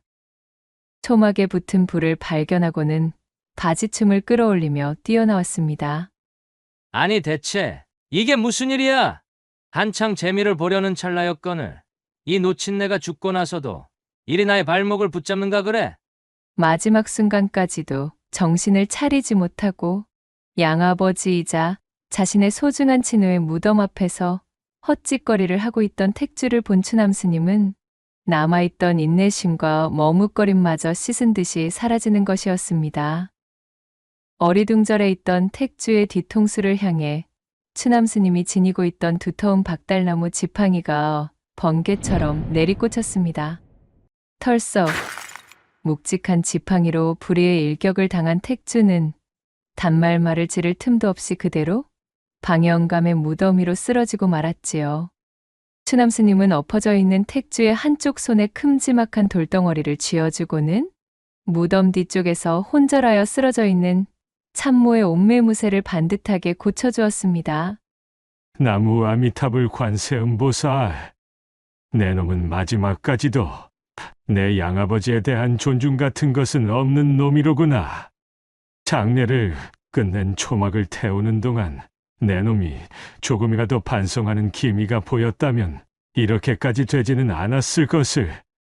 부끄러운 줄도 모르고 더러운 짓을 저지르는 내 놈의 평판 따위는 아무짝에도 쓸모가 없으나 어쨌거나 내 놈도 먼저 떠난 방영감의 아들로 이 이상 가문의 이름을 망치게 둘 수야 없는 노릇. 허니 마지막 순간만큼은 내 놈도 효자였다는 것으로 그리 마무리할 수 있도록 도와주어야겠느니라. 하늘을 올려다보며 슬프고도 허망한 표정을 지어 보인 추남스님은 마치 누군가 택주가 쓰러져 있는 이 모습을 보면 양아버지를 잃은 아들이 무덤을 지키다 슬픔을 이기지 못해 손에 잡은 큼지막한 돌멩이로 스스로 이승을 하직한 듯한 모양새로 보이게끔 주변을 잘 정돈하였습니다. 그리고 모든 것을 완료한 추남스님은 그 길로 자취를 감추었답니다. 시간이 흐르고 고을에는 슬픈 분위기가 감돌았습니다. 뒤늦게 효심에 눈을 뜬 택주가 방영감이 유명을 달리한 것을 견디지 못해 자신 역시도 양아버지의 뒤를 따랐다는 풍문이 저작거리 가득 퍼졌지요. 주막에 앉아서 탁배기를 곁들이던 사내들이 그 이야기를 하고 있을 때 한쪽에서 곡차를 마시고 있던 추남스님은 얌전히 자리에서 일어났습니다. 그 이후로 고을에서 추남스님을 보았다는 사람은 아무도 없었고 방영감의 재산은 나머지 여식들에게 골고루 돌아가게 되었으며 또한 개망난이 택주의 무덤은 방영감 옆에 나란히 서게 되어 살아생전 방영감이 그리도 애타게 소원했던 대로 자신의 곁을 양아들이 든든하게 지켜주게 되었다는 후문이 옵니다.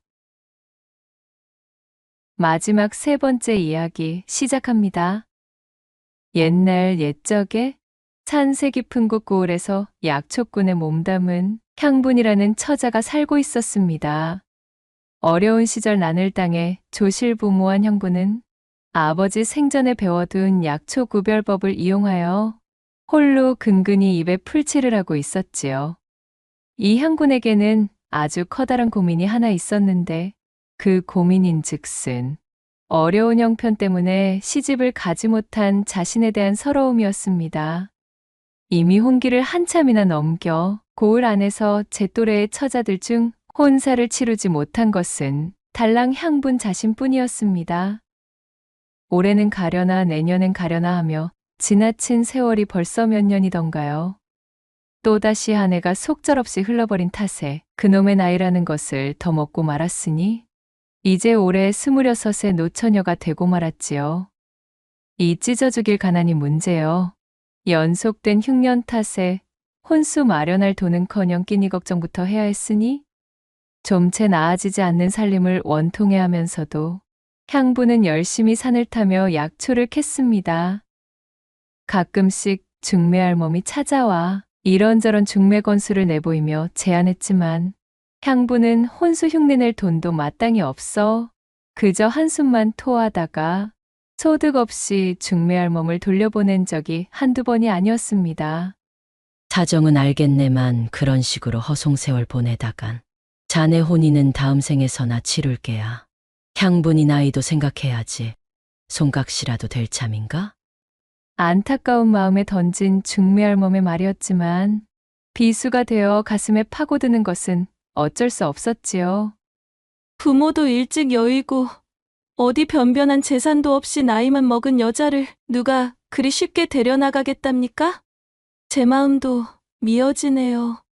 주변 사람들에게 싫은 소리 한번 들어보지도 않은 착하디 착한 약초꾼 향분이었지만 그녀가 평생 배워온 재주라고는 뒷산에 올라 약초를 채취하여 내다 파는 일 뿐이었으니 제대로 된 혼담이 들어올 리도 만무했고 그나마 들어오는 혼담들도 색정에 눈이 먼 영감들의 후첩자리였지요. 떵떵거리면서 살겠다는 욕심도 아니고 그저 남들 하는 만큼 나도 혼인하여 아들 딸 낳아 가정을 꾸리고 싶은 마음뿐인데 천지신명께서 내게 조실 부모의 기구한 팔자를 내리시더니 배우자마저 점지해주지 않으실 모양이시니 참으로 서글프고 원통하구나. 사정이 이리 되니 향분이 조바심을 내는 것도 당연지사였습니다. 그렇게 시간은 야속하게 흐르고 흘러 어느덧 눈이 펄펄 내리는 겨울날이 되었습니다. 창호를 뚫고 넘어오는 매서운 칼바람의 소리가 기세등등하여 동장군이 따로 없는 날씨였지요.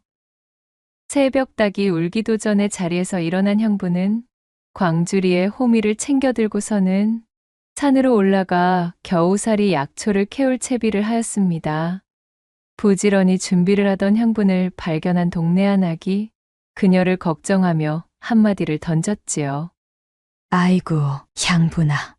눈이 이렇게나 쏟아지고 있는데 오늘은 그냥 하루 약초질은 쉬고 집에 붙어 있는 것이 어떻겠니? 이 날씨에 무리하다 사람 잡을까? 그것이 걱정이구나. 아주머니, 걱정 마셔요. 오늘 같은 날에 날씨 탓을 하며 나서지 않으면 혼자 사는 제 입에 풀칠은 조상님도 못 해주셔요. 혹독했던 겨울의 날씨도 향분의 부지런을 막을 수는 없었지요. 참으로 먹을 주먹밥이 담긴 보자기까지 챙긴 향부는 야산으로 걸음을 재촉했습니다. 그녀는 산신에게 실하고 귀한 약초를 광주리 한가득 캐올 수 있게 맑은 물을 떠놓고 치성을 다한 기도까지 올리고서 몸을 추스리며 깊은 산속을 향해 걸었습니다. 늦가을 줄기가 마르면 약효가 뿌리로 내려가기 때문에 겨울이 제철인 약초는 주로 뿌리 약초가 많았습니다. 산후 여인들이 밀려든 약초방에서 겨우살이를 잔뜩 구해달라는 요청을 받은 향분이 그렇게 약초를 찾아 헤매며 이리저리 산을 타던 그때 불현듯 눈바닥에 털썩 주저앉아버리는 것이었어요. 아니, 이것이 무엇이야? 내가 지금 꿈을 꾸고 있는 것이요? 향부는 자신의 눈을 의심하며 두 눈을 비비고는 다시 한번 아래를 내려다보았습니다. 그것은 향군이 잘못 본 것이 아니었어요. 새하얀 눈이로 새빨간 산삼 열매가 보석처럼 반짝이며 향분의 손길을 맞이하고 있었지요. 그녀는 넘치는 기쁨에 손을 덜덜 떨면서 행여 뿌리의 털끝 하나라도 다칠세라 조심스럽게 산삼을 캤습니다. 흙을 타고 건져 올린 산삼의 영롱한 자태를 보자니 좋기 100년근은 넘어 보이는 그야말로 심중에 으뜸인 심이었답니다. 향부는 뜰 듯이 기뻐 실성한 사람처럼 고함을 질렀어요. 신령님 감사합니다. 정말 감사합니다. 이 은혜는 죽어서도 잊지 않겠나이다. 향부는 매섭게 불어닥치는 추위도 잊은 채 산삼을 소중히 제 품에 안고 불이 나게 집으로 돌아왔습니다. 그 이튿날이 밝아오고 향분이 좋기 100년 묵은 듯한 산삼 한 뿌리를 캤다는 소문이 온 마을에 금방 퍼져 저작거리의 약재상이 찾아왔습니다. 약재상은 향분이 꺼내온 산삼의 상태를 자세히 훑고는 무릎을 치며 감탄했지요.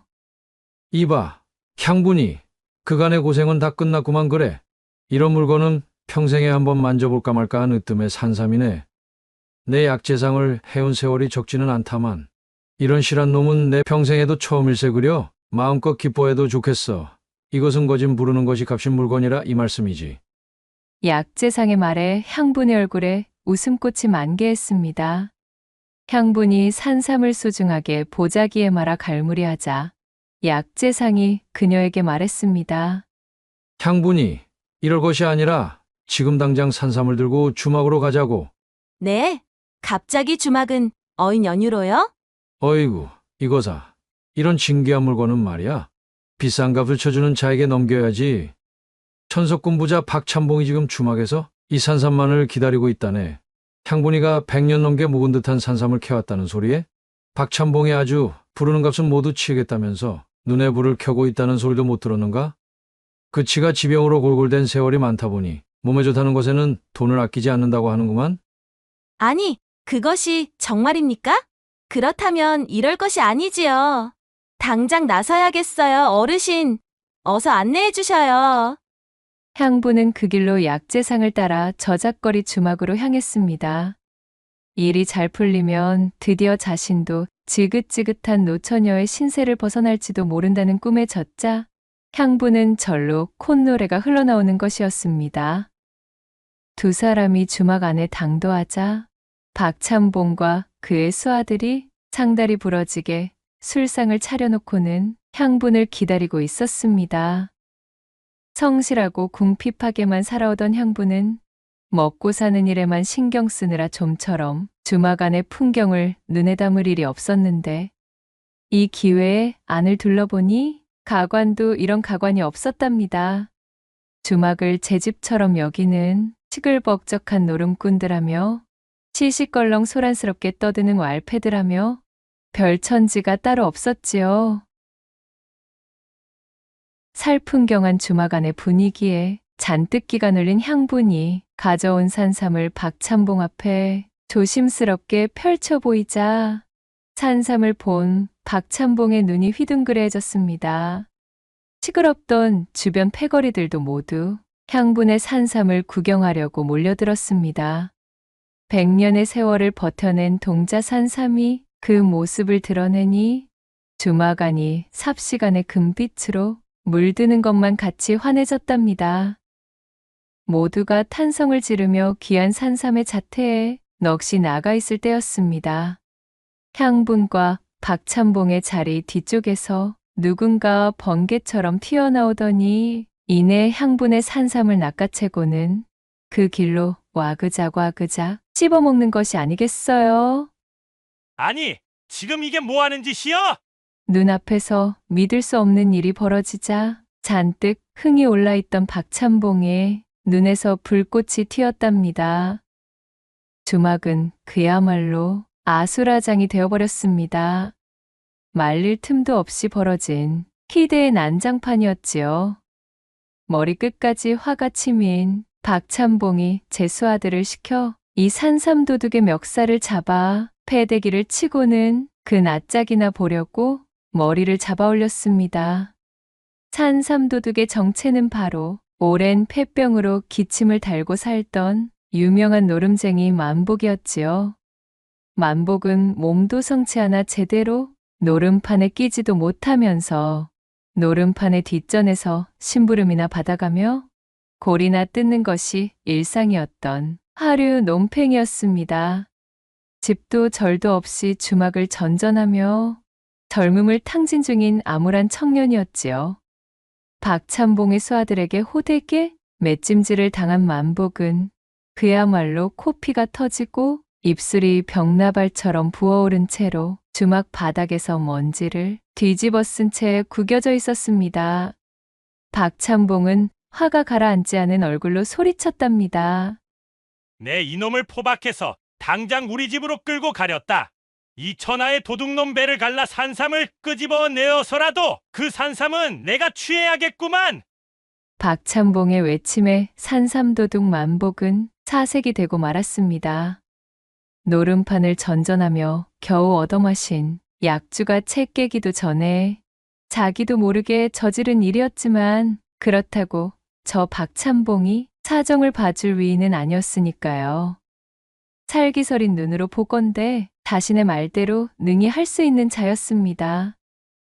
그렇게 목덜미가 붙들린 만복이 주막 밖으로 끌려나가려던 바로 그때 묵묵히 소동을 바라보고 있던 향분이 나서며 입을 열었습니다. 참봉 어르신, 아직까지 만복 씨의 뱃속에 있는 그 산삼은 제 것인거려. 뭐시? 아니 향분이 그게 무슨 소리야? 참봉 어르신께서는 아직 제 산삼의 값을 치르지 않으셨습니다. 그렇지요? 그렇다면 아직까지는 산삼의 소유권이 제게 있다는 말이지요. 향분의 말을 들은 박찬봉은 아무런 말도 할 수 없었습니다. 그녀의 말대로 아직 산삼의 가격을 지불하지 않았기 때문이지요. 제 아무리 화가 난들 산삼의 본래 주인이 나서 저리 말하니 박찬봉은 이렇다 할 대꾸가 생각나질 않았습니다. 그러자 향분이 다시 입을 열었지요. 그러니 이 도둑놈의 배를 째든 통째로 삶든 산삼의 주인인 제가 하겠습니다. 참봉 어르신께서는 그치를 제게 넘겨주셔요. 나 이거야 원. 참으로 오늘 하루 일진이 사나울라니까 이런 경을 칠 경우를 다 보고 말이야. 에이잉 아주 배려버렸구먼. 박찬봉은 잔뜩 노기를 뿜으며 투덜거렸고 못내 마땅찮은 표정을 지으며 몸을 돌려 돌아가 버렸습니다. 그리하여 향부는 씩씩대던 박찬봉의 수하들에게서 만복을 건네받게 되었지요. 그렇게 주막을 빠져나와 인적이 드문 언덕마루에서 만복을 풀어주며 향분이 말했습니다. 만복 씨, 어서 가세요. 뒤는 걱정 말고 얼른 도망치셔요. 만복 씨의 배를 뒤집어 본들 이미 뱃속으로 떨어진 산삼이 멀쩡하겠어요. 오죽일이 풀리지 않고 답답했으면 만복 씨가 그런 행동까지 했을까 싶은 마음입니다. 만복 씨를 책망치 않을 테니 마음 쓰지 마시고 얼른 도망치세요. 어서요. 행여나 참봉 어른 눈에 띄기라도 하면 모진 꼴을 당할 테니 다시는 노름판이나 주막엔 얼씬하지 마시고요. 아시겠죠? 향분의 말을 들은 만복은 눈시울을 붉힌 채로 잠시 멍하니 서서 그녀를 바라보다 이내 몸을 돌려 고개 너머로 사라졌습니다. 그렇게 향분이 만복을 보내준 뒤 사라진 만복을 다시 본 마을 사람은 아무도 없었지요. 한바탕 소동을 뒤로하고 집으로 돌아온 향부는 바닥에 털썩 주저앉아 크게 한숨을 토했습니다. 어진 마음에 만복을 보내주긴 하였지만 눈앞에서 산삼을 날려버린 쓰린 속은 어쩔 수 없었으니까요.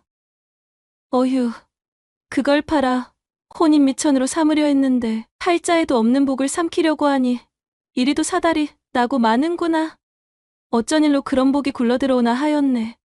향부는 아쉬움을 뒤로하고는 자리에서 일어나 집 안으로 들어갔습니다.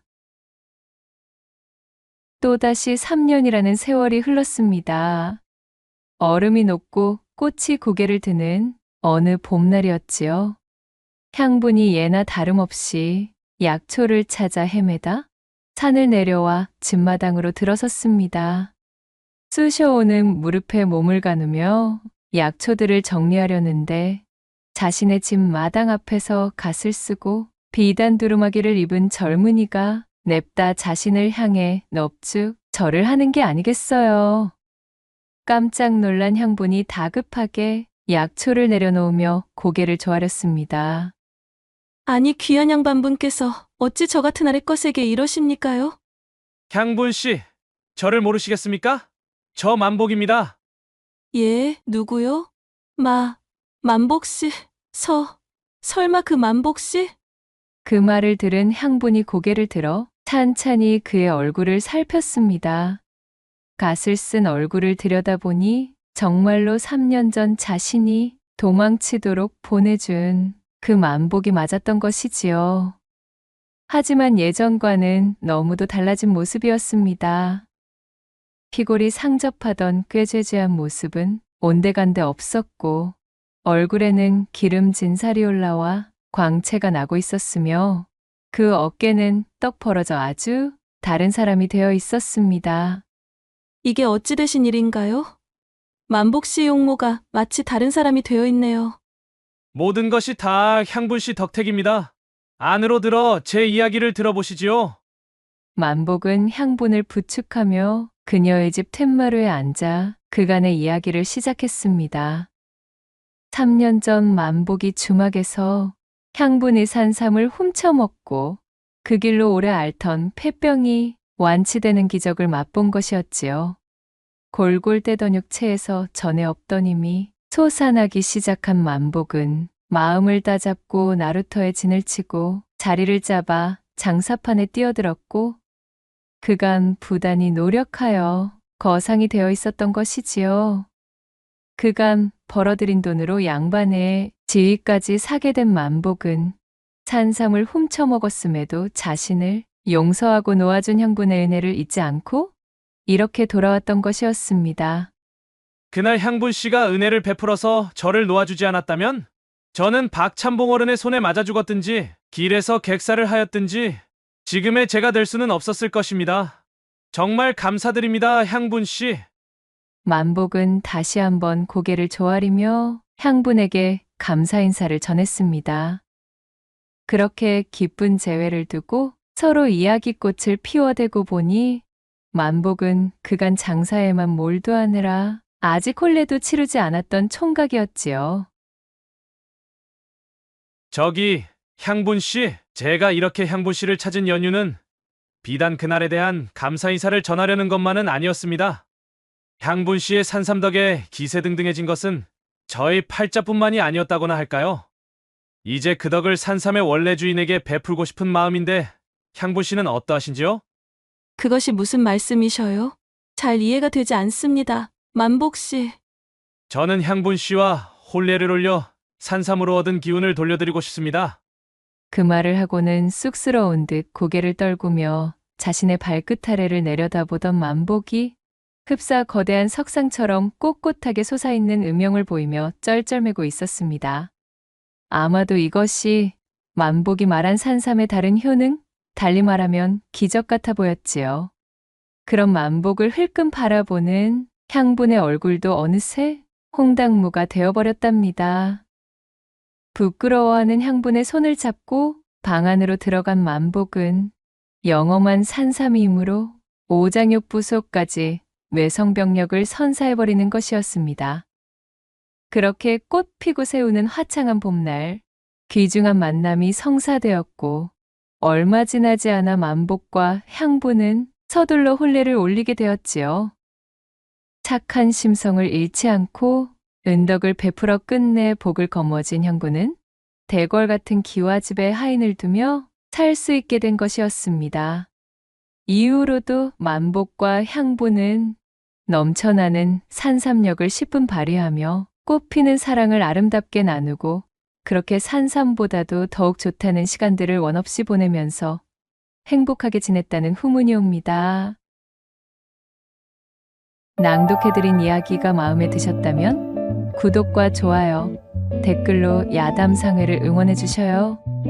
늘 잊지 않고 야담상회를 찾아주시는 마님과 선비님들 시청해 주셔서 참으로 감사하옵니다.